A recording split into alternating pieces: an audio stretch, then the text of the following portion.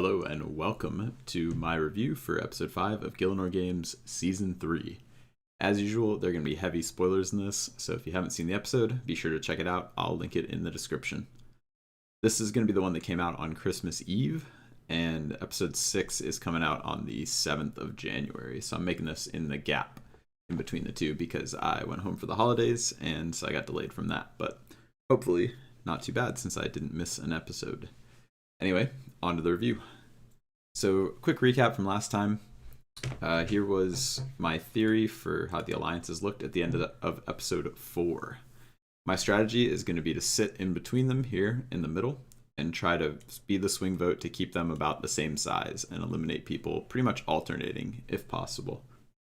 This review is probably going to be a lot shorter than the first one since I did all that intro stuff and all that last week, but also mainly I didn't feature too much in this episode other than for making a mistake with Ether and I guess my vote, and I didn't get too involved in the politics that happened during the filming. You may be wondering why. Well, let me tell you. The same week that this was due to be filmed, I went to a good friend's wedding in Mexico City and got COVID. And at the time, if you tested positive for COVID, you couldn't enter the United States until you got a negative test. And so I ended up having to complete the challenge separately ahead of time by myself.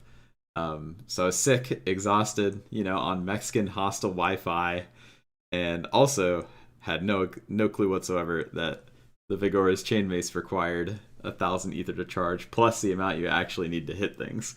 So yeah, it was a pretty rough episode for the home team on this one. And honestly, I mean, because of the ether thing, I probably wouldn't have done much better if I actually had a brain and was alive.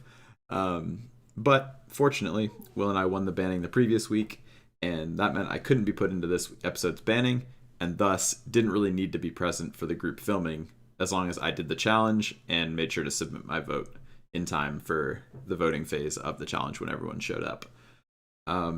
This was basically the best possible scenario for me to get COVID and miss a filming, if that exists, I guess.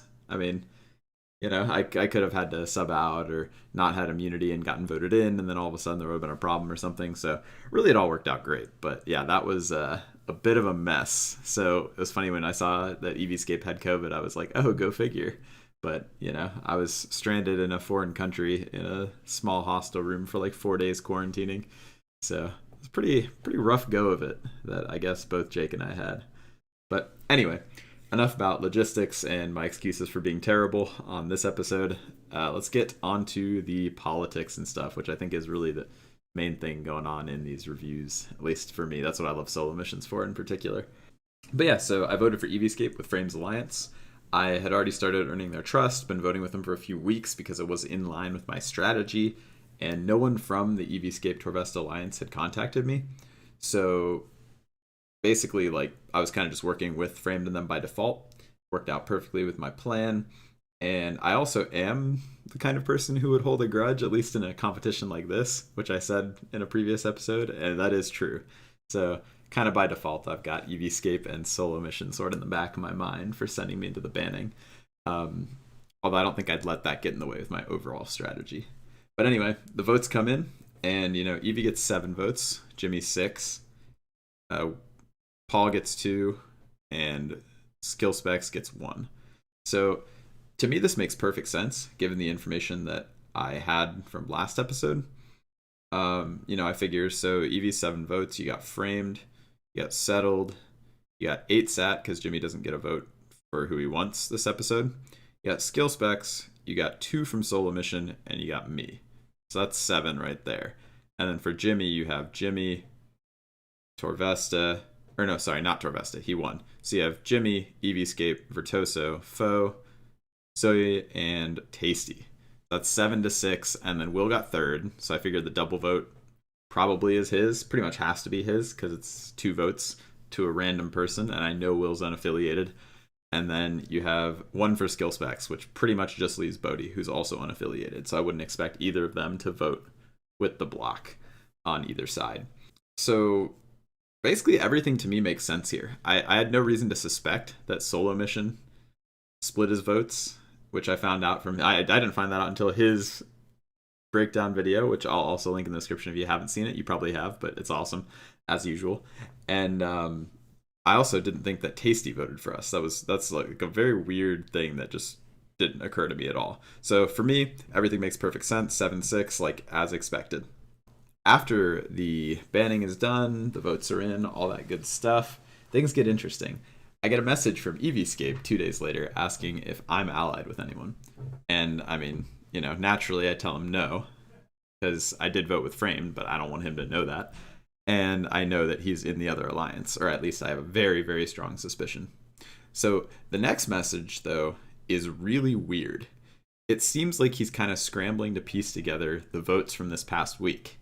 And in my head, the votes played out exactly how I expected them to. So why on earth would he be running numbers? Like if I as a solo player can figure out exactly what the alliances are and how people are voting, how on earth does he not know? And he should know exactly how many people from his alliance are getting or are giving him their vote. So he should know that they're getting 6 votes. And when they get 6, he shouldn't be surprised. So yeah, I don't know. This was like a red flag to me. And what I figure is if I give him some information, then he maybe will trust me enough to give me some information about his alliance, because either he knows something I don't, or I somehow have more information than he does. So this whole thing was really confusing from this first message. Either way, if I can build trust with both alliances, I'm safer throughout the games. So, I just tell him I voted for him. And I think that blaming the vote on like revenge for being put in is totally a good excuse. It's something that a non-political solo player would do. It's like, hey, you threw me in last time, I voted for you this time. Easy. And he's like, yeah, no worries. Makes sense. Oh, it's doing it again. So then he offers, hey, you should vote with us going forward. And I'm like, yeah, I respond positively. And I try to get some more info to him. I'd like to know what you figure out about the voting blocks on both sides. I feel like I know it, but, I basically just downplay, hey, I know nothing. I'm a replacement, blah, blah, blah. And he's like, oh, yeah, I got no idea what's going on, struggling to keep up, blah, blah, blah.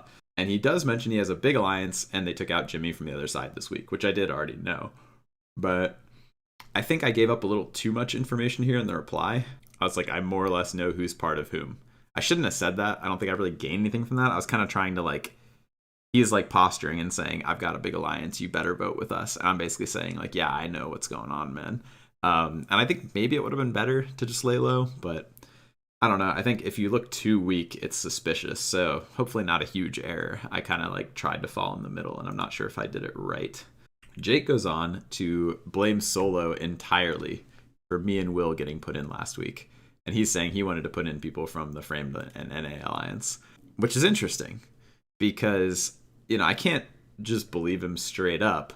But because of what he said earlier about not knowing exactly who voted for whom and having to figure it out, and the fact that I don't trust Solo, I just try to plant the seed that Solo is in the other alliance. Because, to my knowledge, he is, and I don't trust him. So I'd like him out of that alliance in favor of maybe me or whatever.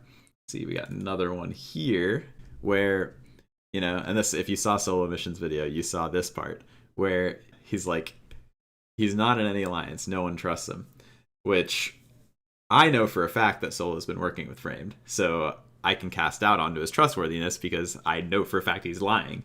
And Jake seems interested, oh, for real? I mean, it's just kind of a throwaway response, but I think I overplayed my hand trying to get a little info right after. I was like, here's my info. Solo's not who, you can't trust Solo. He's like, really? And I'm like, yes. Are you trying to tell me who's in your alliance?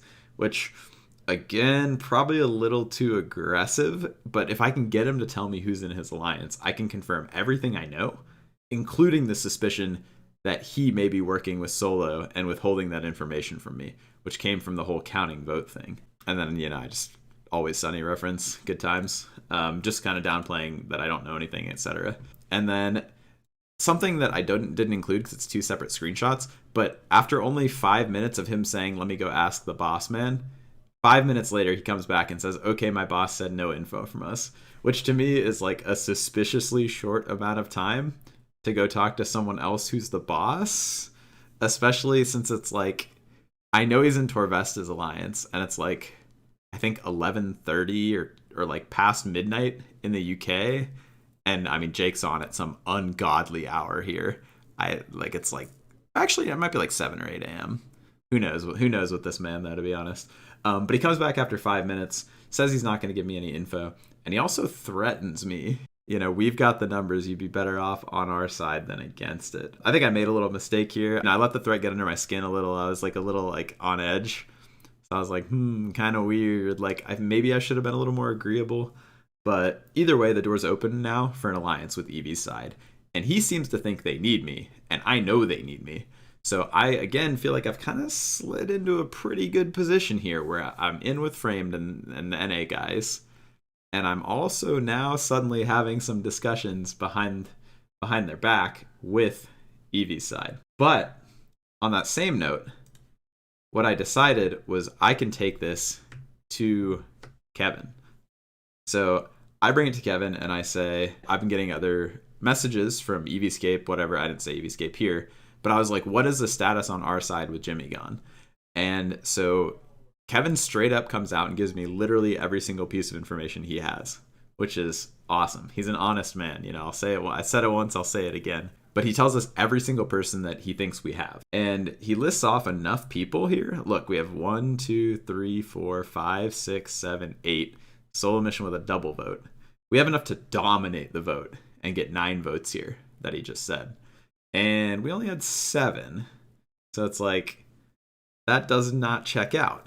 And also, what's super important is he confirms my suspicion here that Eviescape is the boss of the other alliance, which I kind of figured because he's the one doing all the go-getting stuff. Like, I don't think Torvesta would say, hey, Jake, go recruit people for me. That's not really a thing I think people would do. Frame's leading this alliance, and you can tell because he's doing all the dirty work. And again, Evie's leading the other one, and you can tell because he's doing all the dirty work. So now Frame just confirmed this for me. Makes sense. I now know for sure who are like actually the heads who are going around and really getting things done for both alliances, the movers and shakers. And then I know that Zoe's voting against us, I guess, against the NA alliance, which currently includes me, which means that this info is pretty useless. Like, apparently is a double agent, but she's voting for them. So like, is she really a double agent, or is she just voting with them and trying to do the same exact thing I am, where I'm getting protection from both sides? So kind of a useless piece of information, but it's good to know what he knows. And then for the last one, I give him some info of my own, because he just gave me, here's every single person I think is in our alliance. I'm like, okay, cool. You trust me. I trust you. All good. Here's some info of my own. I did vote for Jake this week. I figured it was the play. And this confirms to him that he's missing votes, though. See, so he's like, hold on, Tasty and Zoe aren't voting with us, which again are 2 people that I am already fully thinking are on the other side. So yeah, it's like, of course that they're not voting with us. I know this. And I also offered to try to get Will to join, because he's a buddy of mine.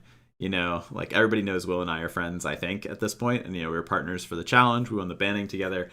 So now I'm trying to say, not only can I be part of your alliance, but Will, who's also quite a good player, gets some 2nd and 3rd places pretty regularly. He had one this episode. Maybe I can rope him in for you. Just trying to make myself a little more valuable, which makes me good to keep around for the future, sort of deal. And yeah, I mean, he's on board. So at this point, basically, Jimmy has been eaten alive. R.I.P. GG, well played. And now the alliances are looking a little bit lopsided. This started to worry me here, because so Frame says we have Solo Mission. If Solo Mission is here and I'm voting, oops, well, hi Jimmy. But assuming I'm voting here with them and we have Solo Mission, the alliances are still pretty much perfectly even, 6. But a couple of these things have come out this episode that make me think Solo Mission maybe not the guy that everybody seems to be trusting him to be. Everybody forgot so easily Snake Mission and what he is capable of. And I'm sitting here, like I'm in Eviescape's ear. I'm trying to get in Kevin's ear saying, this Solo Mission guy, he may be a bit of an issue. And my understanding of the alliances overall hasn't changed. I'm still extremely suspicious of Solo Mission, and I think that the number one goal is still keep the alliances balanced. Jimmy's elimination means that next week someone from Evie's alliance is going to need to go. And then when it comes to solo mission, like, if I have the chance to turn the heads of the alliances against him, I realize by this point in the game that I pretty much have to take it. Because he seems like he's doing the same exact thing I'm trying to, where he's just slipping by under the radar. The alliances are getting pitted against each other. And you don't want a player like Solo Mission in the final. You don't want a player like Bodhi in the final. These all-around guys who can play literally every aspect of the game to a really, really high degree. Like, if I made a tier list, say, of competitors, I feel like Solo Mission would be probably at least like A tier in every single category. If you made a category for like game knowledge, PvP, PvM, and then just like, I don't know, like cool under pressure or something, I feel like I'd put Solo in like A or better for all of those. And there are certain competitors that would be like S tier PVM, but then when it came to PvP, they'd be like D tier. Honestly, I'd be somewhere around there. I'd be like A tier PVM, and then I'd be like C or D tier PvP at this rate, except I'm so rusty, So again, number one goal going forward, still pare down the alliances. We got to get somebody out from the EV Torvesta alliance, because otherwise they're going to start to take over, and suddenly I'll find myself on the outside come like 8 or 9 people left. But Solo Mission is sliding around, snaking through people, and I just want everyone to remember that he's a threat. If the alliances are going after each other, that's good. If the alliances are going after neutral people, I'm on the chopping block. But if the alliances think that there's a bigger solo threat, I guess no pun intended, but it worked out great. But if they think there's a bigger solo threat, then Solo Mission hopefully will be someone that I can throw under the bus before me and get out of the games to keep me safe. So I've got the 2 layers of protection from each alliance hopefully coming up going forward, and hopefully I'll be able to just kind of keep grinding away at that little kernel of doubt when it comes to Solo Mission working with the other teams, because hopefully then all of that will keep the target off me, and going forward I will be able to sort of slither my own way into the next round of the Gielinor games. But anyway, that's it. That's all I got for you this week. I think it did end up being a lot longer than I thought it would be, but still longer, probably shorter than last week. I don't know. I'm just rambling at this point. Thank you guys so much for watching. I hope you enjoyed. I will see you next week. Next GG comes out on Saturday. I'll be gone on a trip until Sunday evening, but again, probably throw it out on like Monday, maybe Tuesday of next week. So keep an eye out if you're enjoying these.